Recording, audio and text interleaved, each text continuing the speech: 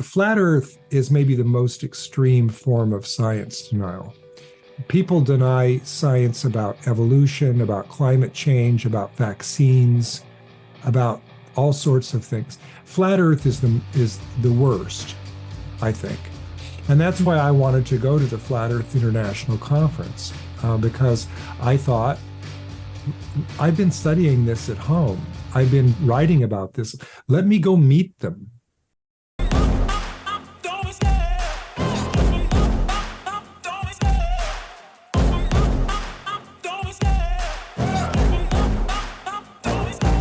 Love the chase and the hunt, and I set the pace when I'm running. I always take what I want and I always give it 100. Don't need a bank, no I'm funded. Play the game like it's nothing. Everyone. I'm always Today we have a really special guest with us. I'll do a little introduction and then we can jump to the conversation. I'll ask at first, as always, how are you, Pedro? All good?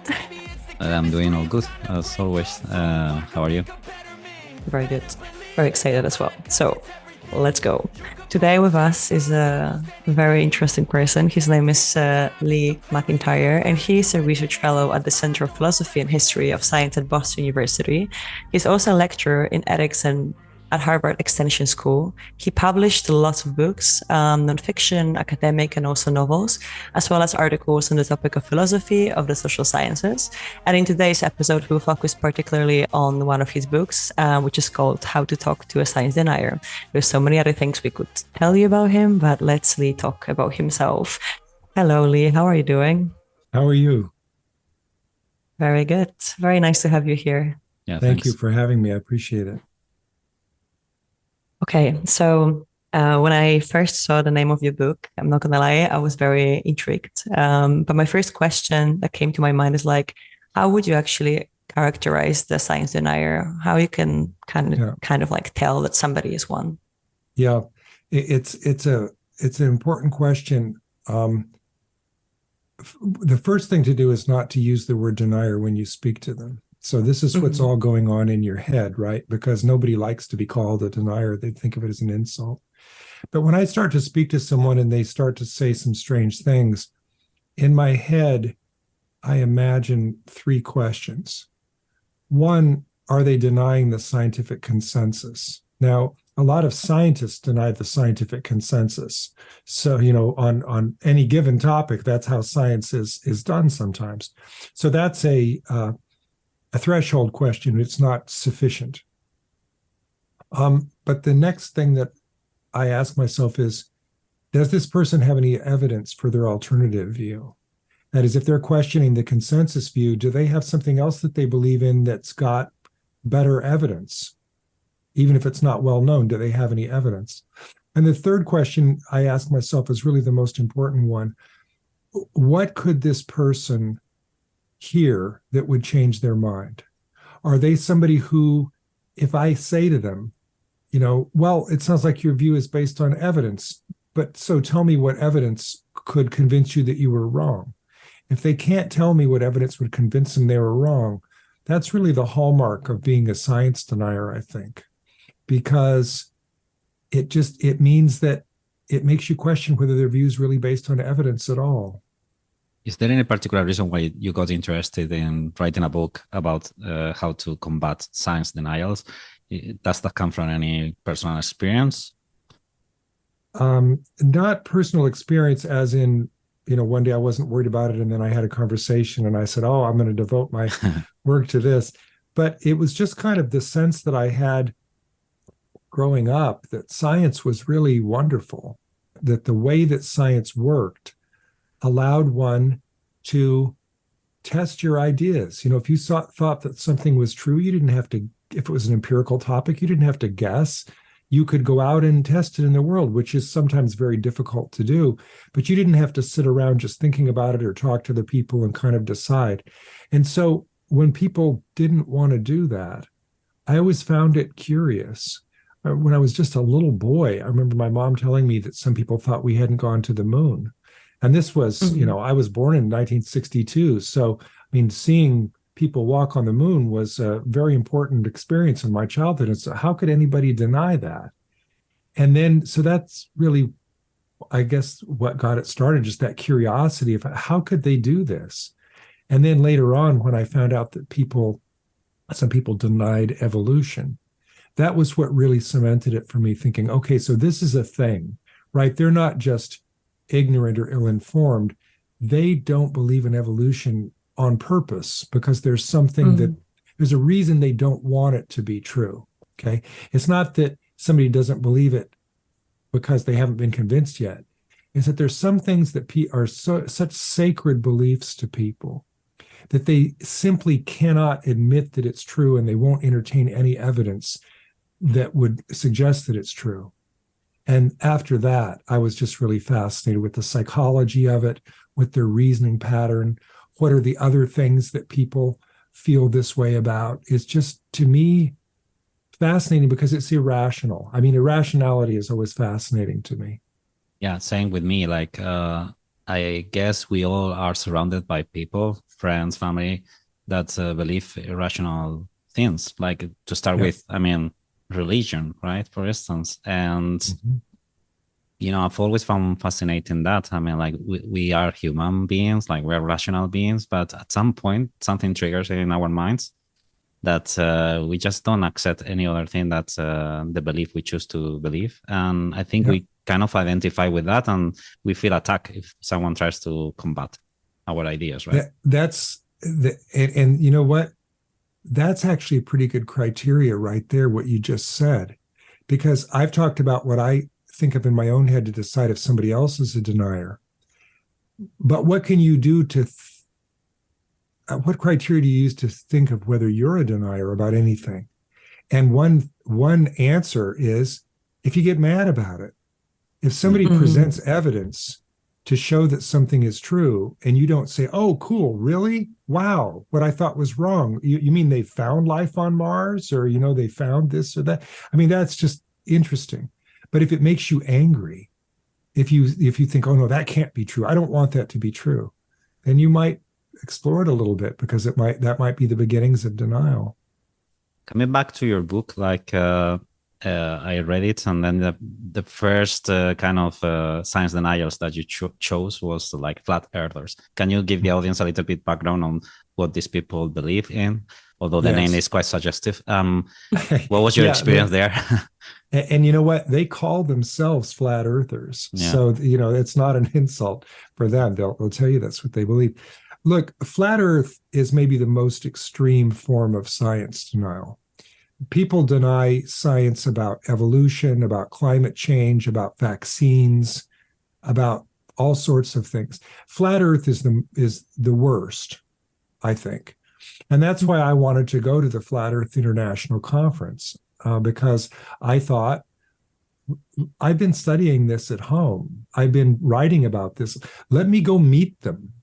But I didn't want to meet science deniers who would have good arguments. I didn't want to meet the ones who might, you know, refer to some climate change study that I hadn't read, or something about vaccines.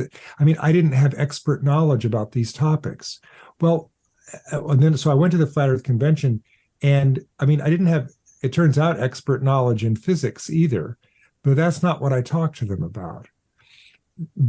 They believe that the Earth is flat, that Antarctica is not a continent, that it is a mountain range around the perimeter of the Earth, that there is a dome over the top of the Earth, outside of which is the sun, moon, and stars, which are very close, and through which no rocket ship could travel, and that's why we'd never been to the moon. Now, when you just say it like that, you think, game over, how could anybody believe that? But when you go there and you talk to them, they actually have reasons. Now, they're not compelling reasons, they're not scientific reasons, but most of their seminars were about what they would call evidence that the round Earth hypothesis is wrong, and evidence that their hypothesis is right. And this is where that knowledge of physics comes in pretty handy, right? Because I could talk to them about certain things, about Foucault's pendulum, or a ship disappearing over the horizon hull first, or, you know, these things that you learn in school. But what do you say then when they say, oh, that's a fake, that's a fraud? Or have you ever seen that? No, it's not a real experiment. Or there's a little motor that drives the pendulum in Foucault's pendulum. Well, I haven't seen the motor. There's one at the museum. Well, it's up, they've hidden it away because that's what they want you to think. I mean, how do you get a handle on that? Suddenly it's not about physics anymore, right? It's about irrationality. It's about them following a flawed blueprint of reasoning where they're engaging in conspiracy theories and closing themselves off to any evidence for things they don't want to believe. A psychologist would be interested in this, I think. I'm a philosopher. And so I wanted to talk to them about their logic. I wanted to talk to them about why they believed what they believed, take it seriously. Kept my mouth shut the first day, just listened, see what they had to say. But the second day I said, look, I've been here all day yesterday. You saw me here, but I don't believe what you believe in. I'm a philosopher and, worse, I'm from Boston. So, let's talk about why you believe what you believe. And they were, I can't say they were happy. They were surprised, but then they engaged me. I mean, I don't think I had anybody say, you're not worth talking to and walk away. They wanted to talk to me. Mm. Okay, sorry, I'm gonna ask now. Sorry, Pedro. Sure. So before you went to the convention, did you have any clear plan in your mind, like how to kind of talk to them, approach them, or it all kind of came into play when you were there and you were kind of adjusting the strategy as you go? I didn't know what to expect. Okay. I really didn't. A couple of things that I thought in advance: don't insult anybody. I didn't want to get kicked out. I didn't want to alienate anybody. Because my goal was to learn how to talk to them. That doesn't necessarily mean convince them, though that would have been nice. But I wanted to see how deep their beliefs were, how well-founded they were, and just have conversations. And so I did decide in advance, I'm not going to talk to them about physics, because what I knew about them in advance was that they had actually, many of them, read some physics. And if they knew the physics, why would they believe it from me? I mean, it wasn't like I was going to come in and say, oh, haven't you ever read Newton? And they're going to say, oh, what a fool I am. No, they had studied, or they had been told by people who purportedly had studied physics what was true and what was not true. Other than that, I was just prepared to talk. I just wanted to be friendly and listen and be patient and calm and just mix in and see what it was like. I understand your point of view, your approach, because like, as we were saying, like when we talk to someone that defends irrational thoughts, they get attacked very early, right?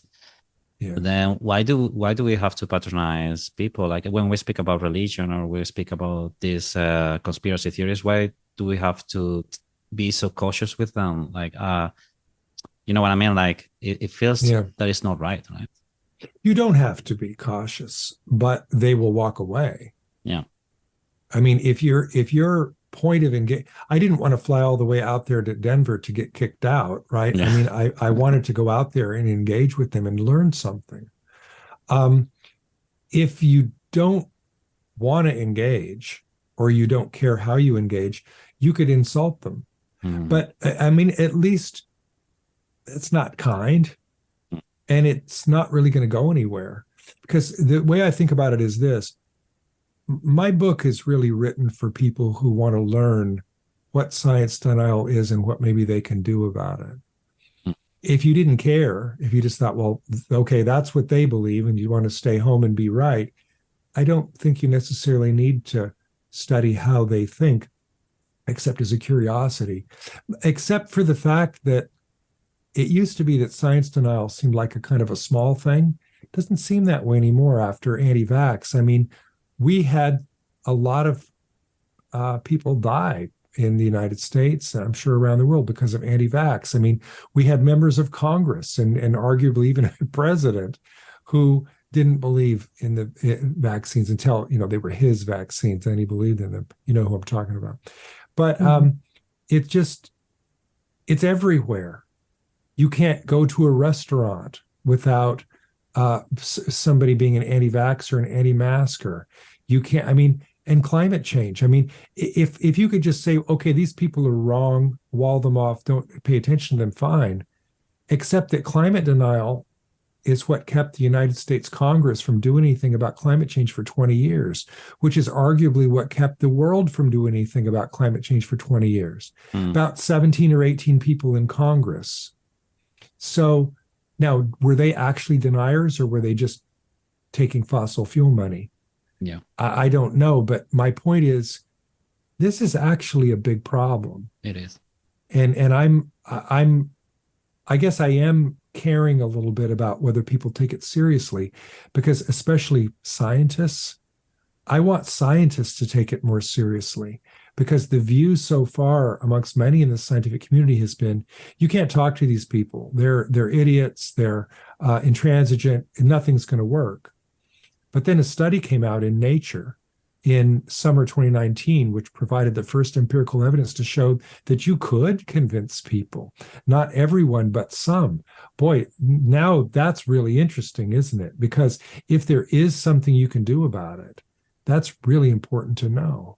No, totally. I think the issue here is more psychologically than evidence-wise, because as you mentioned, like, they are not going to listen to any evidence. Like, they, at some point, our brain, like, I think we are all, and at some degree, we are, capable of believing something that is irrational, maybe religion or whatever. And the interesting thing is what happens in our brains there. Do you find in the Flat Earth Convention any kind of common trait that those people had? Like, I don't know, experiencing any trauma or feel like outliers? Well, they have, I guess there are many different ways to think about commonality. Their reasoning pattern was identical to the reasoning pattern used by anti-vaxxers, climate deniers, all of them. There was some work done a few decades ago by some cognitive scientists who found that every science denier follows the same pattern of reasoning. They engage in conspiracy theories, they cherry pick evidence, they're illogical, they believe in fake experts, and they think science has to be perfect. I've gone over those kind of quickly, but if you're interested, Google Flick, FLICC, and John Cook is the person who you'll find on this. So they had that in common. But I think what you're asking is, what do they have in common with one another that made them flat earthers in particular? Now, I'm not a psychologist, but I talked to a lot of people there. And to me, it seemed like they were, they didn't trust people. They had a very hard time trusting people. And the more I probed that, I mean, I would ask, why don't you trust scientists? Or, why are you so skeptical? Sometimes it did come down to trauma. Sometimes it came down to some life experience that they'd had. Sometime when they were betrayed, or some of them had just had an illness. Now, that doesn't make you a flat earther, because there are a lot of people in the world who have those experiences, don't become flat earthers. And I'm not going to say that every flat earther had that. It was just, what was interesting to me is that once I had gotten them to listen to me by listening to them, they would tell me very private things about their life that had to do with illness, divorce, traumatic experiences that they'd had, that led them to think, well, I guess you just can't trust anyone. And once they were in that frame of mind, then they started to look around and think, well, what else could they be lying to me about? 9/11 was a big one. A lot of people got converted on 9/11. Now you'd say, well, how does 9/11 turn you into flat earther? It's because they watched 9/11 happen and thought, this is too much. This couldn't possibly be what the government and the TV is saying it is. This must be a conspiracy. Oh my God, what else is there a conspiracy about? And then you watch some YouTube videos. Next thing you know, you're a flat earther. Yeah. It's almost like a religious conversion, I have to say, when they changed their mind. They didn't, some of them, were curious over time, but some of them just boom. They just, all of a sudden, they couldn't give it up.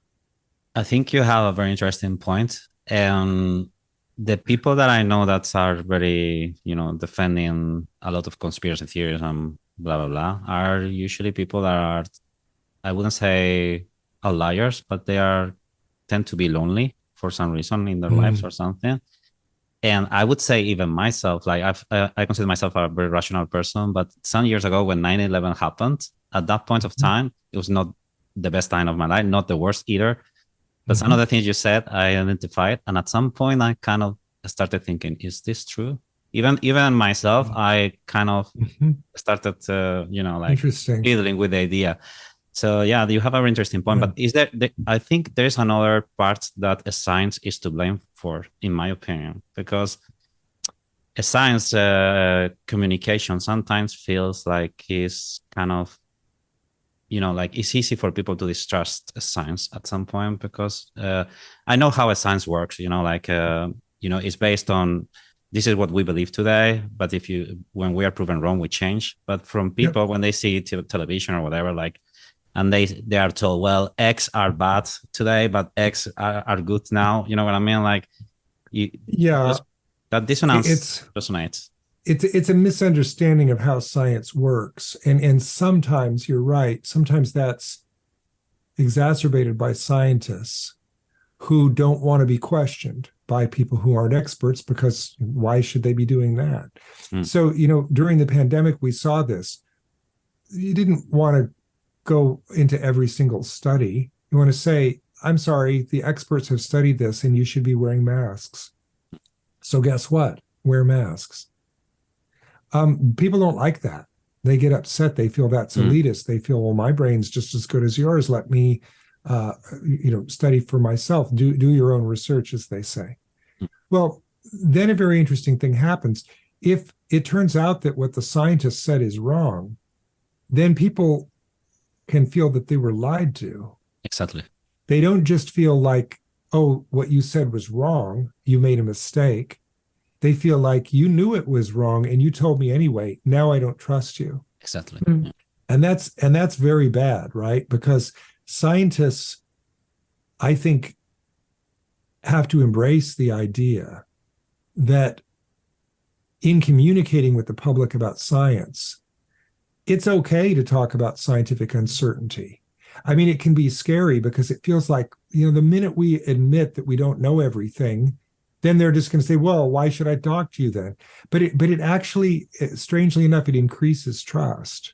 If you say, look, yes, there are some people who shouldn't take the vaccines, and we're studying this and we're trying to figure out who the vaccines are dangerous for, but here's what we found empirically, here's what we know, and here's what we're still studying, then I think that builds trust. I think it makes the message more credible. I still remember the thing about masking. This was early on in the pandemic when they came forward and said, look, you probably don't need to wear a mask. It's okay. You're a very low level risk. It's okay. By the way, keep the masks for the first responders, especially N95 masks. If you're going to go out, use a neck gaiter, use a scarf, use a cloth mask. Don't use the N95s. Those are for the first responders, which then makes you think, well, wait a minute. If the masks don't work, why do the first responders need them? So they weren't exactly telling you the truth. They were telling you a white lie because they needed those masks for the first responders. And so then later, people didn't trust them. And it would have been better, I think, to say, of course, N95 masks work. That's why the first responders need them. Guess what? We've got a shortage, and we need to keep them for the people who are at most exposure. And so if they had done that, I think not only would people have believed them, I think more likely, maybe people could have hoarded them at home. They would have wanted to keep them for themselves. But wouldn't that have been socially disgraceful? I mean, if everybody was feeling like, yes, the masks work, of course, so let's keep them for the people in the front lines who are saving our lives. Who would want to go out in an N95 mask? People would be angry at you. So, I mean, I think there was a better way to do it. So science communication, you're right, can use some work. And I hesitate to criticize scientists because they were out there saving our lives. Do they really need to be experts on this kind of communication? maybe that's too much to ask. And yet I think nobody is more credible than a scientist in talking about science. Yeah, and we could actually observe, like, when pandemic happened, like the speed of science first and foremost, and actually playing with unknown completely. And I think some people sort of forgot about it, that we were not all prepared for it, and nobody really knew what to do. And everything happened in like a year or a year and a half when we got most of it under control. I also listened to some podcasts recently. I remember the lady who was a guest, but she was a scientist or a doctor. I can't remember, but she said that she was watching news in the US, and I think there was some active anti-vaxxers sort of story that you shouldn't vaccinate your child because they get autism, and she just got a baby and it was lying next to her, and even though she was a scientist, she got this fear inside her for like a few seconds, and her first reaction was like, I'm not vaccinating my child. And then after a few seconds, she, like, her brain, kind of logical brain, came back, and she was like, yeah, what do you like? No, we're vaccinating the child. But like, even this, if some people, I think, if they hear the story, like personal story, sometimes hits them harder, and they believe it more than actual numbers and data. And I'm glad you told that story, because it reveals something else, commonality, which is that we all have cognitive biases. The cognitive biases that the science deniers are giving into are ones that are in all of our brains. We just have to fight them off. We have to recognize them. I've got a friend who wrote a book called Mental Immunity, where he makes the argument that you can build up your mental immune system to fight, against just letting the cognitive bias run wild. And, you say that this person was a doctor, a scientist. Yes, even they have cognitive biases. And so it's one of the best ways to fight science denial is to fight it in yourself. I study science denial all day, every day. And one day, I was sitting there at my computer thinking, I wonder if that 5G router under the desk is dangerous, because this has just come out, 5G.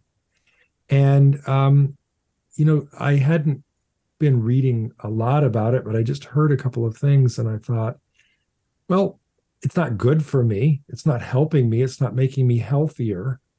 So why don't I buy a little shroud to put over it, a little metallic shroud. It looked like a pantyhose, it's a Faraday cage is what it was. And I put that over the router. And then my wife would come upstairs and say, the Wi-Fi's down. I say, well, no, it's not, because I have a wired connection. And she'd say, well, it is. Could you take that stupid thing off? And then I kind of got in the habit of only having it on when I was at home. And then I thought, what am I doing? And so I really did read up on it and figured out, no, that was not, this has actually been studied, and it was not dangerous. But I keep the little shroud to remind myself that even I can fall for this. Yeah. I was going to say that coming back to the subject of how to cope with people denying science, and because I'm surrounded by those people, and everyone is, right? This is the tragedy that I think we are facing nowadays. The thing that I always notice is that when you try to explain things rationally, well, I noticed two things. One is that it feels like you need to be an expert on the subject to combat with them. For them, it's not just about referring them to scientific articles. You need to be an expert on the subject, apparently. And also, they get emotional quite quickly. So have you ever fallen out with a friend or relative or something on trying to talk about these subjects? Because I have, for instance, I can't tell the story in a public place that's going to be recorded and out, because that's just not something I want to do. But I'll simply answer the question by saying yes. And it frustrated me because I thought, I've written a book on this. Why can't I do this? And I had the stupidity to actually mention that to the person I was trying to convince, to say, don't you think I know what I'm talking about here? I've written a book on this. And then I realized, oh, no, that's the wrong thing to say. So I'll simply say, yes.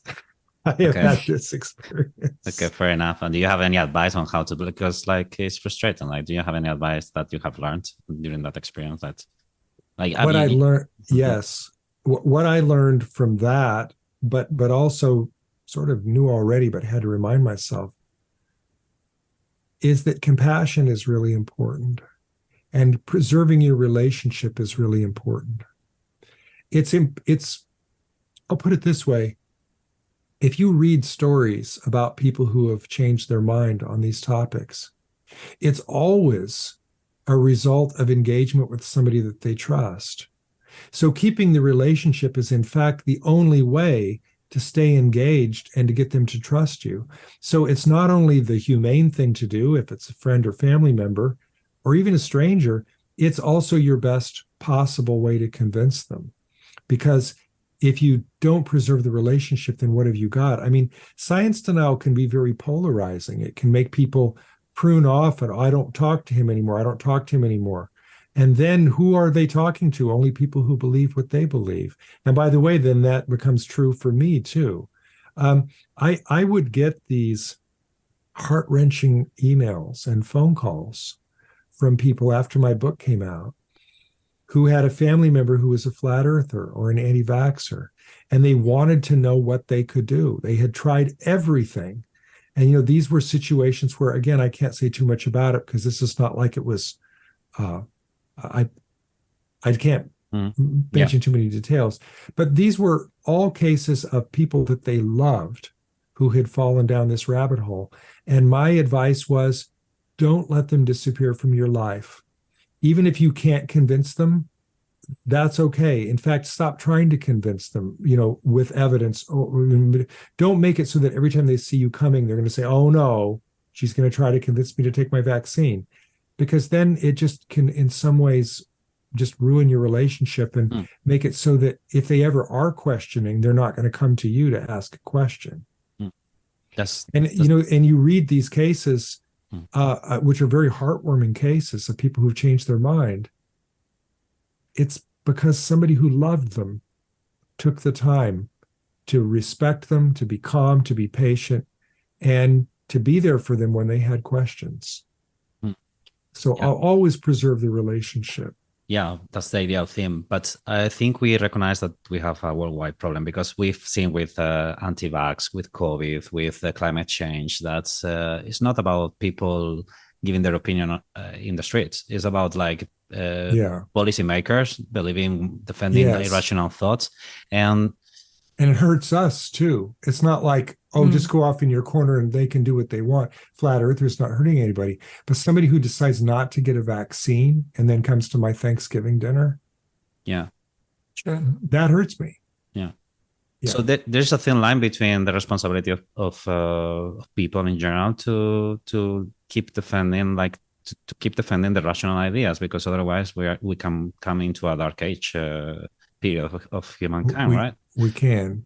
So, so the question is, I mean, is a thin line, because, like, as you are mentioning, like if you have a friend or a relative that you know, falls for these things, then the primary thing is to keep the relationship, right? But when it comes to any other discussion with friends or whatever, like, to what point do we need to respect the person just not to create chaos in the relationship? You know, like, it's tricky. It's hard because you can respect the person, but not necessarily their views. You know, you don't have to enable their views. You don't have to identify listen with to the it all idea. day, every day.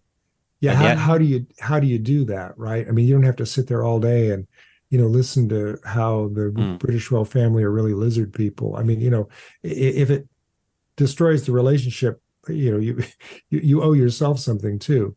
But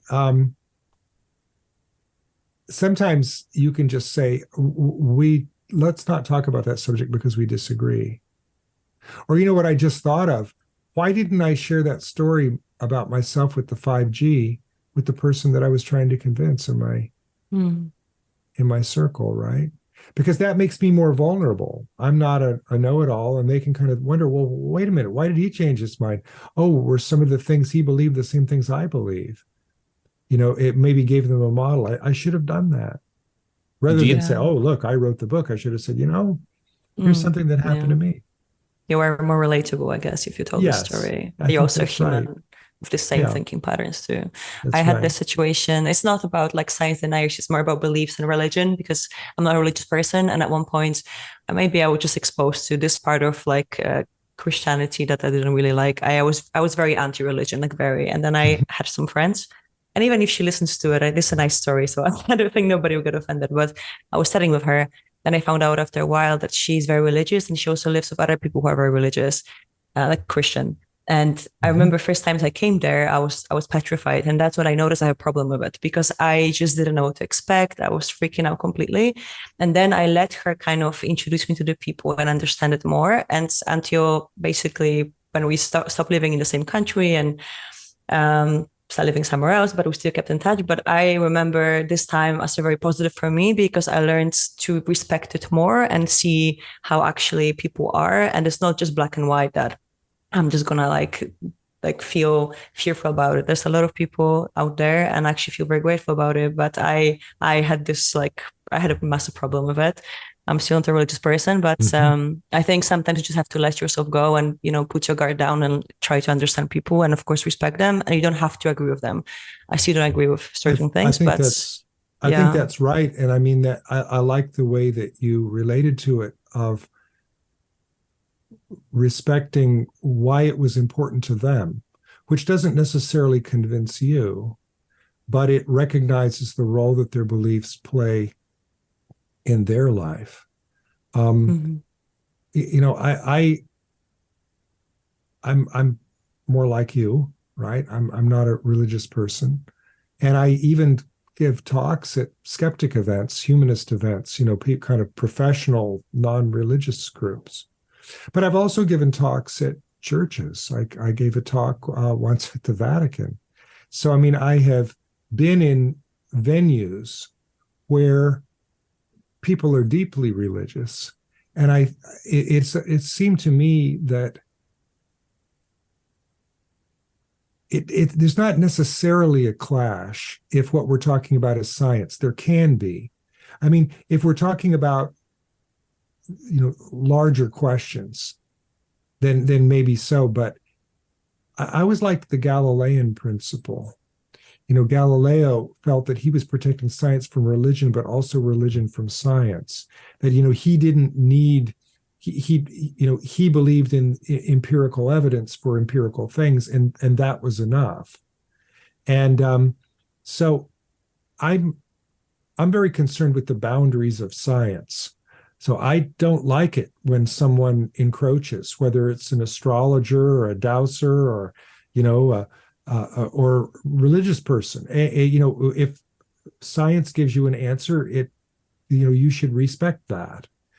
But I'm not trying to pick a fight with anyone about their views that don't have to do with science. And partially that's because it's sort of hubris to do that. I mean, sometimes I've wondered why people would want to do that. Is it because they have some insecurity in their own beliefs, right? They're trying to, they've got to make, because that works both ways, doesn't it? I mean, look, this is off topic a little bit. I sometimes wonder if sometimes beliefs are based on fear. People are afraid about the vaccines. They're afraid of losing their money. They're afraid of what's going to happen to their children. I think that's even wider than empirical beliefs. I think a lot of people are afraid of that they're going to die. They're afraid what's going to happen to them after they die. And that can do funny things to your beliefs. A lot of people believe what they want to believe because that's really the only way they can do it. And I don't pretend that I'm immune from that, but I have to try to police that in myself to ask, am I believing this because it's what I want to believe? And I've had experiences over the last couple of years where I've been more afraid than I've been any time in my life. I mean, really fear of death. And that's when these beliefs come knocking at the door saying, don't you need me now? Don't I look pretty attractive? Isn't this going to be okay? it's important to think about that, even for oneself.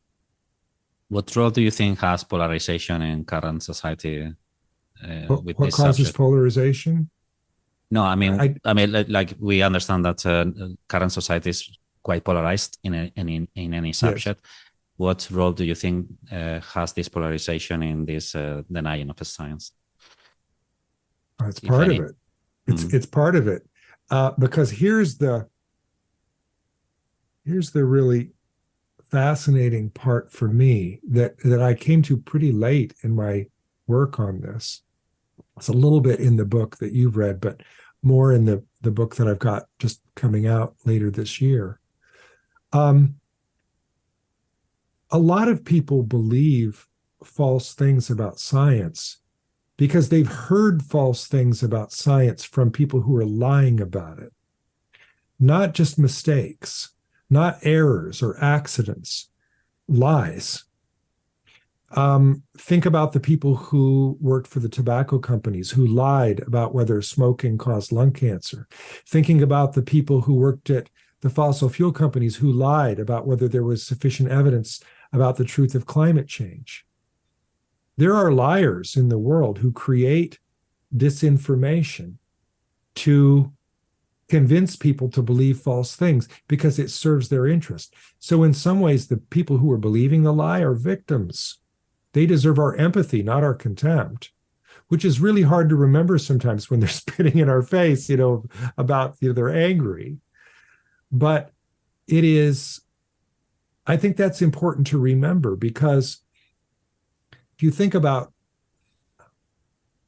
propaganda, you think about disinformation, what's its goal? Its goal is not just to get you to believe that a falsehood is true.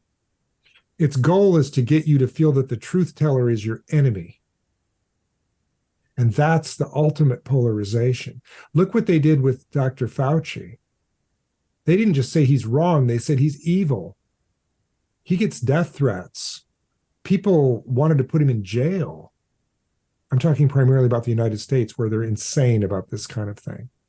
But I mean, people don't demonize somebody just for no reason.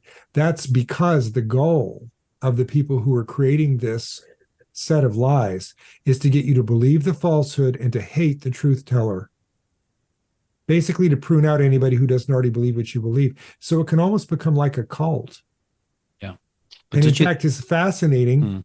You read how they get people out of cults. It's kind of the same way they get them out of science denial.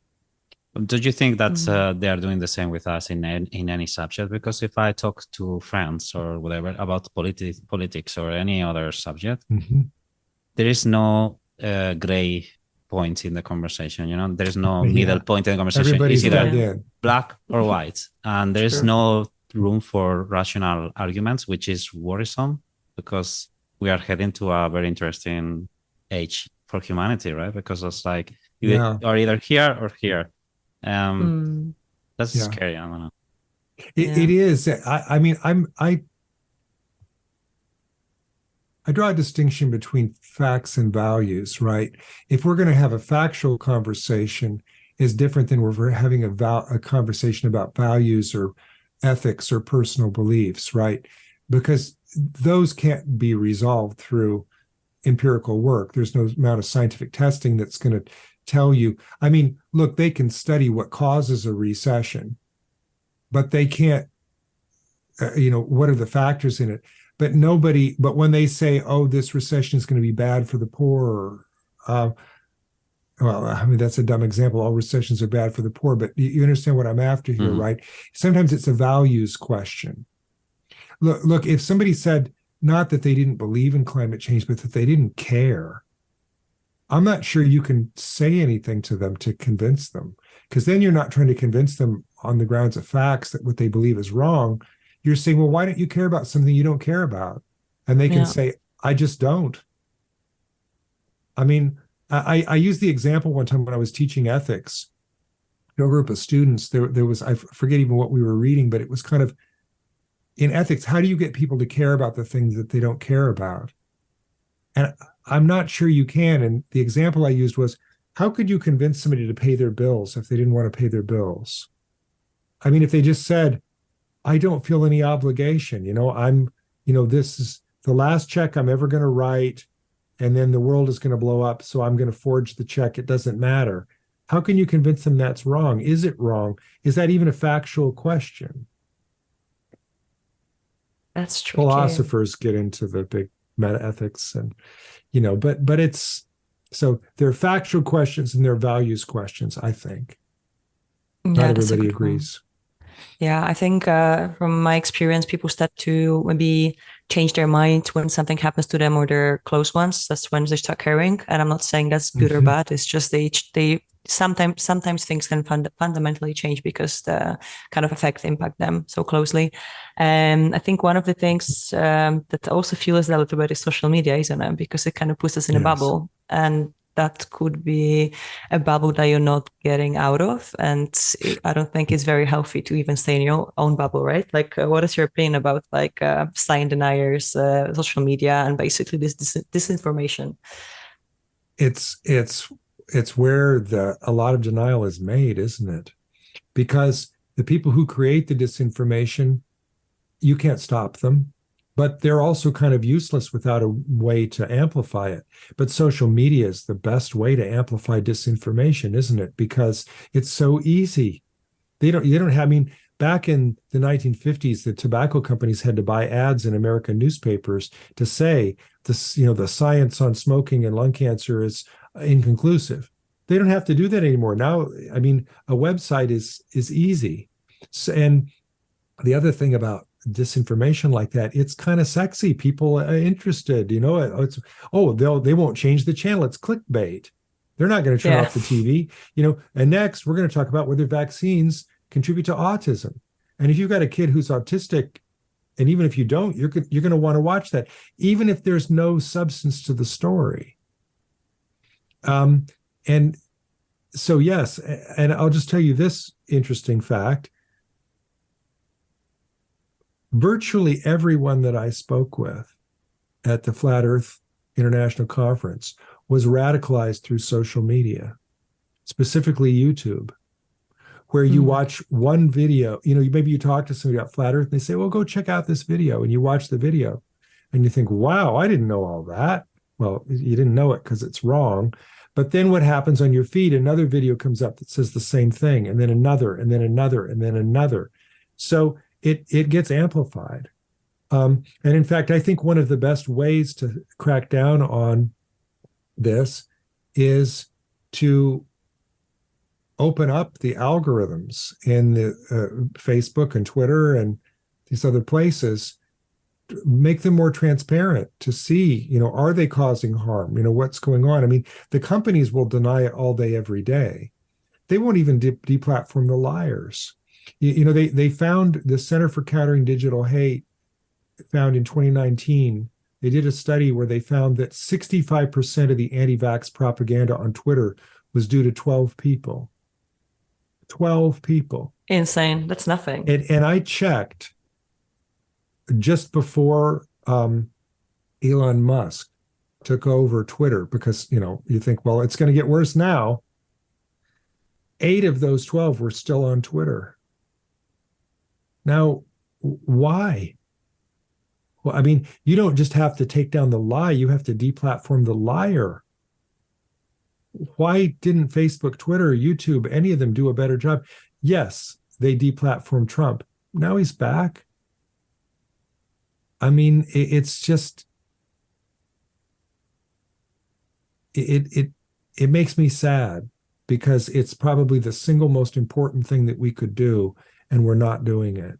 Yeah. Have you watched the movie Don't Look Up, by the way? Oh, several times. Yeah, so good. I believe we are living in that society right now, and if a meteor came, we kind of live that situation for real.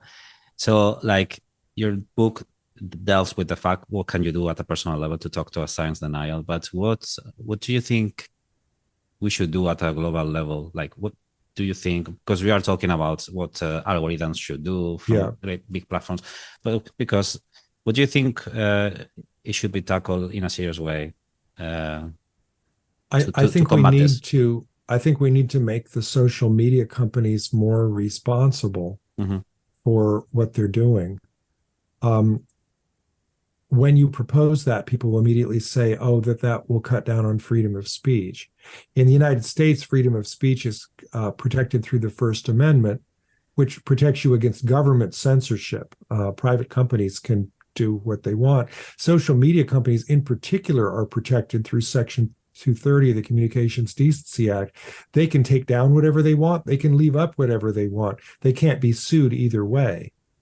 Well, okay, but we recognize that newspapers can't publish slander without getting sued or, false things. Why can't we do a better job with the social media companies?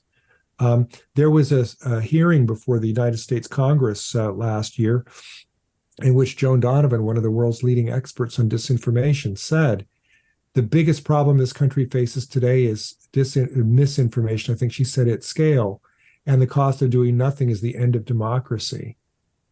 Wow. and the people in Congress said, well, we're not looking to do any regulating right now.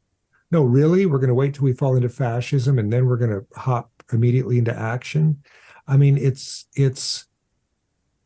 I blame people in government for not doing more. Let's suppose we don't. Sorry to interrupt. Go ahead. No, I was saying, let's suppose we don't solve the problem. How do you envision the world in 500 years? Like if we don't really solve this problem? Well, if we survive. 500, I don't know. I can talk about 10 to 20 though, because I just had a very scary experience recently. Have you either one of you looked at Chat GPT? Yes. Yes. A lot. That is in tech industry. Extremely scary because Chat GPT, you think about the analogy to deep fakes, right? So deep fakes allow you to put anybody's face on anybody else's body on a video, and you can use it for all sorts of terrible purposes. And it's not done very well, but once they get that really good, nobody's going to believe video evidence anymore, ever. I mean, already lawyers are complaining that they show a video in court to prove something, and then the other side was, oh, that's just a fake. But now Chat GPT, they can do, and I don't mean to pick on that specific one, but just, chat bots, the technology allows that kind of fake through writing. And you've seen, if you've done them, it's very good. It's amazing what they can do. I mean, I put in some of the hardest philosophy questions ever and got answers back, one that I would be proud to put my name on. I mean, these are things that maybe it's the death of the college essay or the student writing. I mean, because you can plagiarize, it gives you different answers every time. What happens when that falls into the hands of a disinformer? Now, I tried to get Chat GPT to give me false information about the vaccines, and I couldn't. And bravo, somebody is looking out for this. But the technology, it's a machine. The technology is only as good as the people programming it. What happens when the chat technology is in the hands of the people who run the Russian troll farms for intelligence, disinformation, who are already pumping out lies and just aren't very good at it? You know how you get a phishing attempt and you can kind of tell it's phishing? What happens when it's so good you can't tell the difference? That's what's going to happen with disinformation. And what then? We don't believe what we see. We don't believe what we read. It's scary. Now, I have to say, so I'm going to let Chat GPT off the hook because I tried to get it to produce disinformation and I couldn't. I could get it to produce mistakes. I was on it for a long time trying to get it to make a mistake. And then I finally thought, okay, I'm just going to give it an impossible task.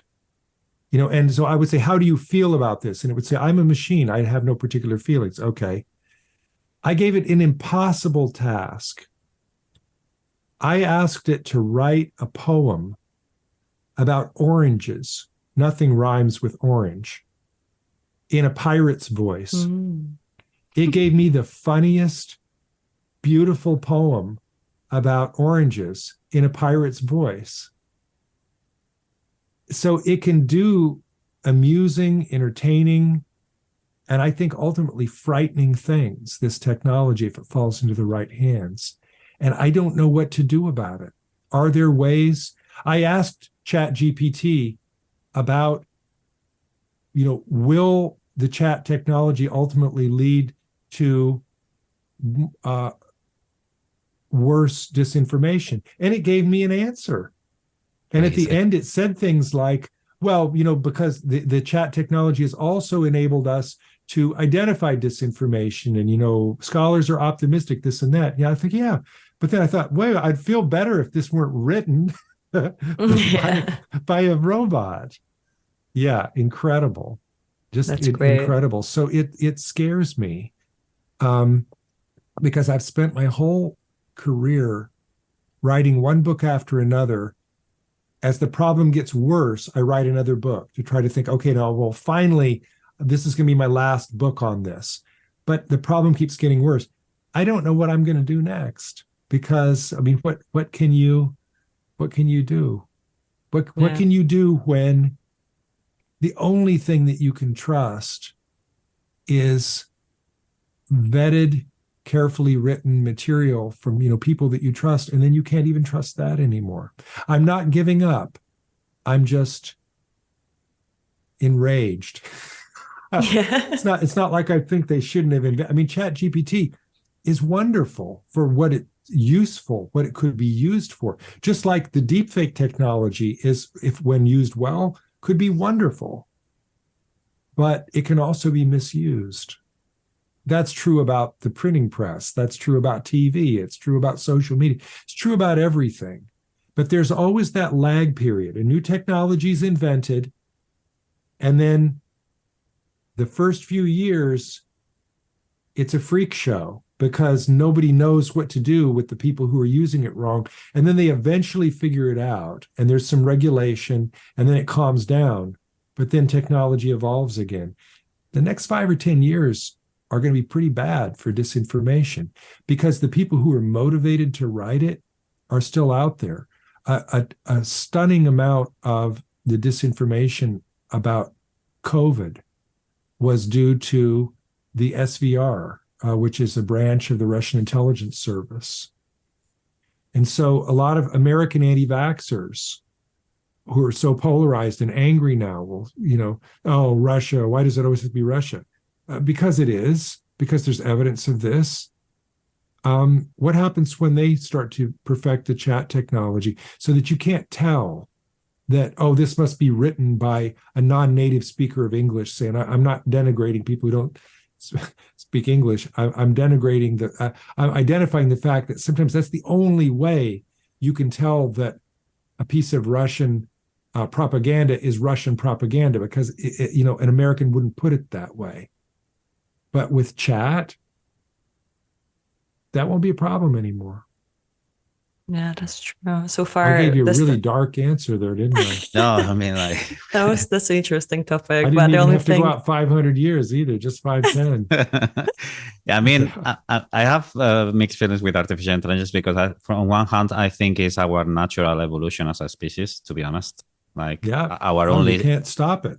But I think I'm quite futuristic, but I think it's our only viable way to survive this planet, to be honest. I really think that we, at some point, we will evolve to be just machines. Period. That's my view. Really? But yeah, that's what I believe. Virtual reality, like the Matrix. So. I think so.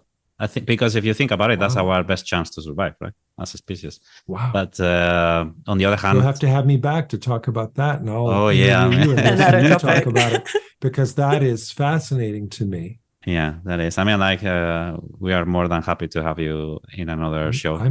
I'm still scared.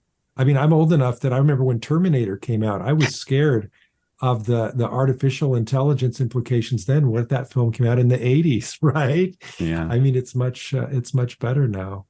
Yeah, and also Black Mirror, if you know the show, like by Netflix. Like it my, had a my lot of son this. knows the show. I haven't watched it You yet. have to watch He's it. telling me, It's fine. Dad, you'd love it. You'd love it. It love is it, really yeah. good. And then Yeah. I don't know, it came out a few years back, and we watched like one episode now, and it's quite scary that we are going very close to some of the scenarios. So I think this show is quite on point. Isn't that scary? I mean, one of my very favorite books is 1984, George Orwell. Yes. And you read it now and you realize, oh, that wasn't around back then. He was predicting it. And I didn't know that, because here it is. We now have video calling. We have all the things. It's incredible to look back at the old predictions. That's true. I think, Pedro, the thing that will save us is our common humanity. I don't think it'll be artificial intelligence. Remember the scene at the end of Don't Look Up. That all that technology has brought them to another place, but it's only because there are other people there with them that they might have a possibility of survival. And of course, what happened is they took out, the most evil person immediately, got eaten by a bird or whatever, right? So maybe they have a chance. I don't know. I count on, if there's one thing that I think could improve our situation, is if there were a way for people to continue to talk to one another unmediated by technology. I think that our conversations are better, even though this has been lovely. It's better when we're together, when people can meet people from from other groups, from other that they wouldn't meet otherwise. That's why I like to travel. Remember when my dad came back from World War II, he said it was a terrible experience, but some of his lifelong friends who were people that he never would have met otherwise. When we meet people and get to know people that we otherwise wouldn't socialize with, that's when we grow, I think. Yeah, but sorry to bring you bad news. Like we are going far away from the position. I know. Like right I now, know. you don't exist in social media. You don't exist in reality. So I know it. But yeah. I agree with you, actually, especially after a pandemic. I think everybody was just craving social interactions and actually spending time with each other. I think it does a lot of good. But in my mind, the end of the world would happen when the ChatGPT will start understanding sarcasm and making jokes. So far, it doesn't understand that. So we all say. So far, it's got, well, maybe I should read you this poem, because it made me laugh. I mean, it wasn't sarcasm, but it had there was some humor there. Look, I also asked it to write a new Beatles song. Did a pretty good job. I couldn't insane. Exactly, because I didn't know the music. It was just the lyrics, but people have used it to deprogram code. What happens when it starts to? So Pedro, I see behind you there, you've got is that an acoustic bass? Yeah. Okay. Yeah. So what happens when the guitar players of the world, also my acoustic bass, are replaced by machines that can write better songs than we ever could? And isn't that what happened in 1984? Weren't the songs all digitally created by machines? Yeah. I do believe that a lot of jobs are going to be lost. Even mine. I'm a software developer, and I'm really afraid of all of these technologies, because I think in very short term, we are not going to be needed. Like it takes you like 6 months to create a website, a decent one. Like imagine if you can do it in 1 hour with these things. Like all of our roles are going to be lost. But even for instance, like actors with deepfake technology. Yes, it's ruining chess right now as well. True. Not just that the machines are better than most human players. I'm not sure they've gotten to the point where they've got a machine that can beat every human player. Maybe they're already at that point.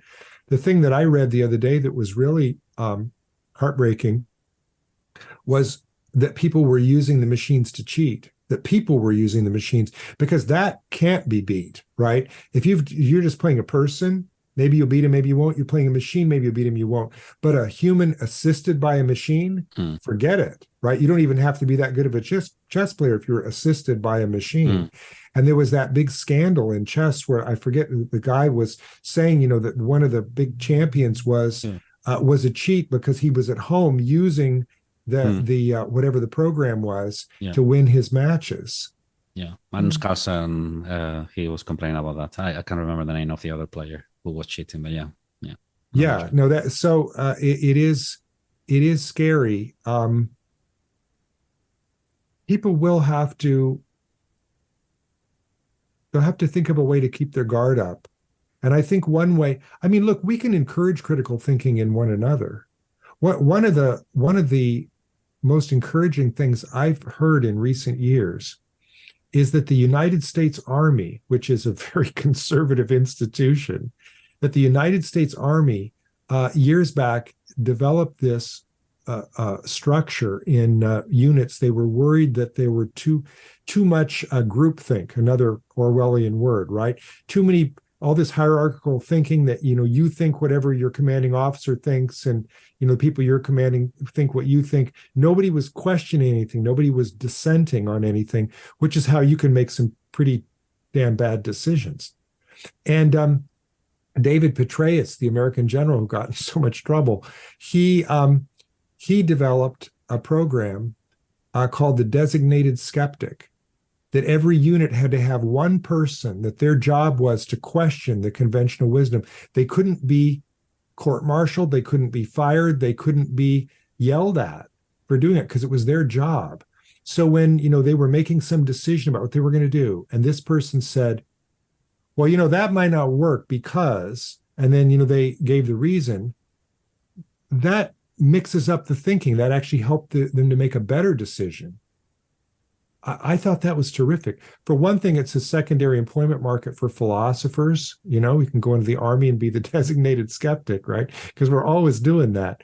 But I just thought that's the right way to go. That's how you don't get into these situations where one person decides something and everybody else goes along.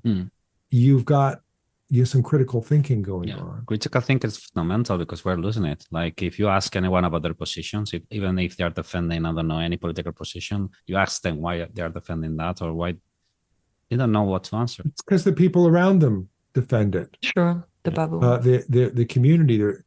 I encourage you to have my friend Andy Norman talk to you about his book Mental Immunity. Because if you're interested in this, he could say more. Of course. And he's quite eloquent on this topic, I think. Hopefully he's interested in talking to us too.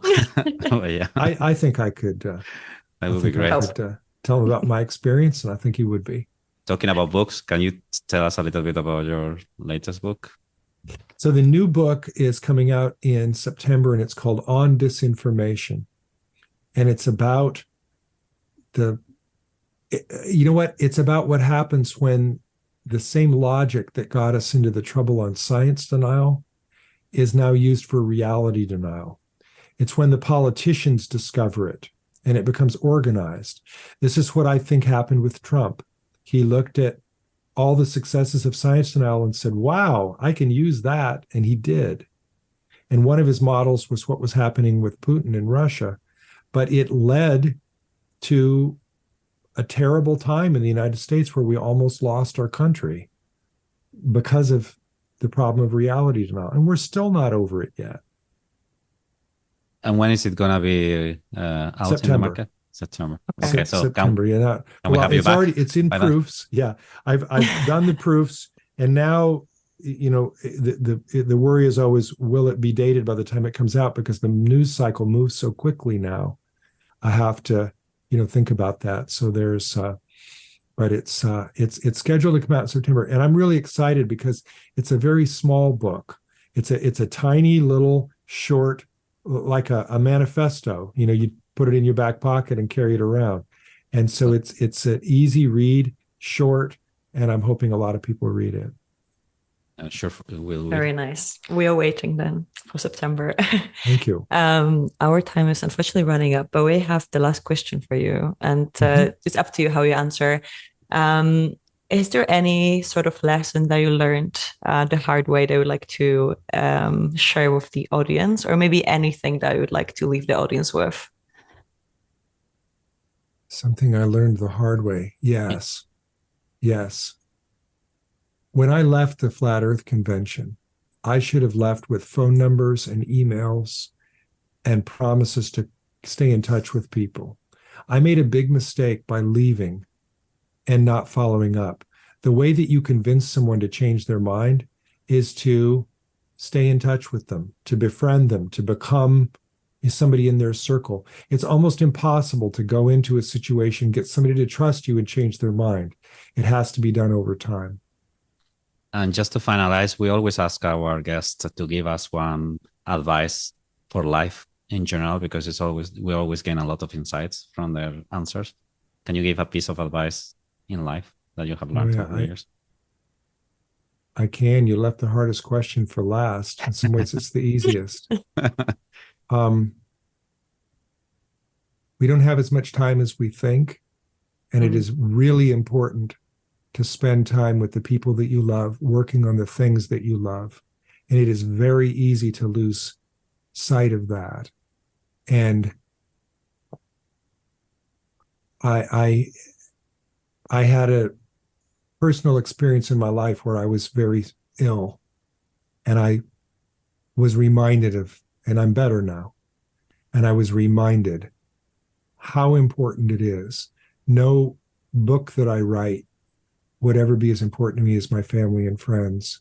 And it is really important to remember that, because it's so easy to lose track.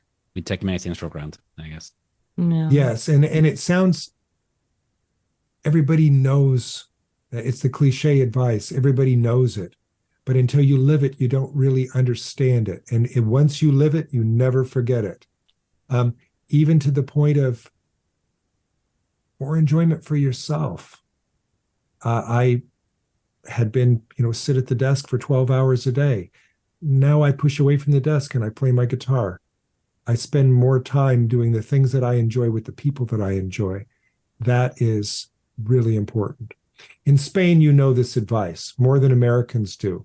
Americans need this advice more than anyone. We take few vacations. We've always got our cell phone. We're reachable on vacation. It's madness, right? We need to learn from you. And I've never been to Spain. I'm going to come visit sometime. Yeah, man. I will really enjoy it. My son enjoyed Cadiz, and I want to come visit Spain to see the coast. I want to see everything. Well, if you ever drop by Malaga, we can have some vermouths. I will. We can play acoustic bass together. Of course. Yeah. With wine. Well, it was a pleasure to have you here. I think it's the first time we overran the hour limit because we were so engaged in the conversation. Thank you. But that's a good thing. Yeah, I hope to host you here in September when you release your new book. Again, it was a pleasure, and it's always a pleasure to speak to people so intelligent as you. Thank you. You'll say. And have a good day. Because it's still light, so you can do all the fun stuff. I've got more of the daylight left. Thank you both for having me. I really enjoyed our conversation. Great, wonderful. We're very glad. Well, take care. Have a nice day. You too.